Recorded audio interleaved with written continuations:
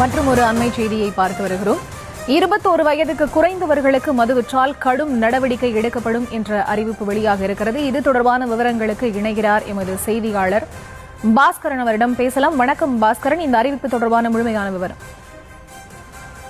ஃபரிதா, தமிழ்நாட்டில் உள்ள தமிழ்நாடு மதுபான சில்லறை விற்பனை கடைகள் மற்றும் மதுக்கூடங்களில் பின்பற்ற வேண்டிய முக்கிய அறிவிப்பு ஒன்றினை டாஸ்மாக் பணியாளர்களுக்கு டாஸ்மாக் நிர்வாகமானது சுற்றறிக்கை வாயிலாக அறிவுறுத்தி இருக்கிறது.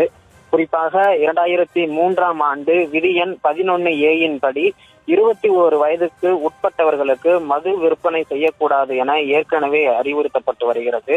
இருந்தாலும் கூட பல்வேறு இடங்களிலும் மாணவர்கள் மது அருந்துவதை உள்ளிட்ட வீடியோ காட்சிகள் வெளியாகி வரும் நிலையில் தற்பொழுது அதனை தடுப்பதற்காக கடுமையான நடவடிக்கைகள் எடுப்பது குறித்தான சுற்றறிக்கையானது வெளியிடப்பட்டிருக்கிறது.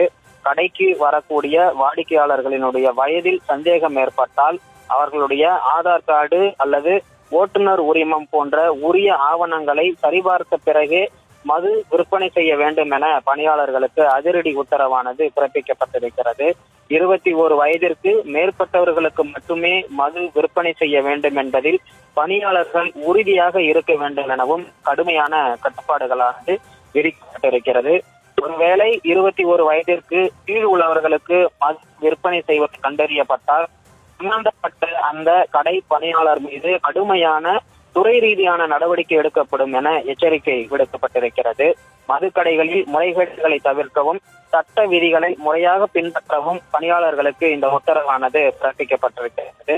தமிழ்நாடு கடைகளில் குறிப்பாக 717 கடைகள் மூடப்படக்கூடிய உள்ள நிலையில் அதே போல நேரம் குறைப்பும் நடவடிக்கை எடுக்கப்பட்டு வருகிறது. இந்த சூழலில் 21 வயதிற்கு உட்பட்டவர்களுக்கு மது விற்பனை செய்யக்கூடாது என்ற அறிவிப்பும் மிகுந்த எதிர்பார்ப்பையும் பொதுமக்கள் மத்தியில் வரவேற்பையும் பெற்றிருக்கிறது. சரிதா, விவரங்களுக்கு நன்றி பாஸ்கர் பாண்டியன்.